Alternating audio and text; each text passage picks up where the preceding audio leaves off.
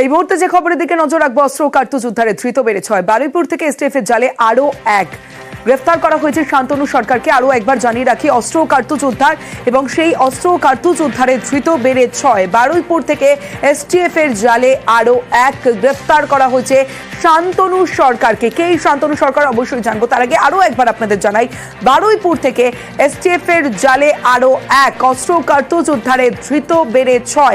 শান্তনু সরকারকে গ্রেফতার করা হয়েছে। কে এই শান্তনু সরকার জানবো, রওনাক রয়েছে আমার সঙ্গে। রওনাক, একেবারে এই শান্তনু দীর্ঘদিন ধরে বিবাদীবাগের যে অস্ত্র বিপণন দোকান, সেই দোকানের কর্মচারী ছিলেন এবং এসটিএফ সূত্রে জানা যাচ্ছে একদিকে যেমন জয়ন্ত দত্ত এই দোকান থেকে বেআইনি ভাবে কার্তুজ বাইরে পাচার করত, ঠিক একইভাবে এই শান্তনু কিন্তু বন্দুক অর্থাৎ যে আর্মস রয়েছে সেই আর্মস পাচারের সঙ্গে যুক্ত ছিল।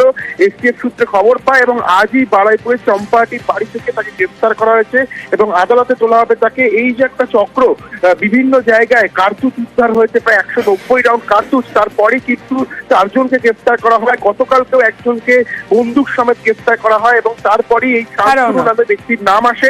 জয়ন্ত দত্তকে জিজ্ঞাসাবাদের পরে এই শান্তনুর নাম আসে এসটিএফ এর কাছে এবং তারপরেই আজ তার বাড়ি থেকে গ্রেফতার করা হয়েছে। এবং যেটা জানা যাচ্ছে, এই অস্ত্র বিপণন দোকান থেকে বেআইনি ভাবে বন্দুক নিয়ে বাইরে পাচার করতো এই শান্তনু, তাকে আজকে গ্রেফতার করলো বেঙ্গল পুলিশের স্পেশাল টাস্ক ফোর্স। বেশ রওনাক।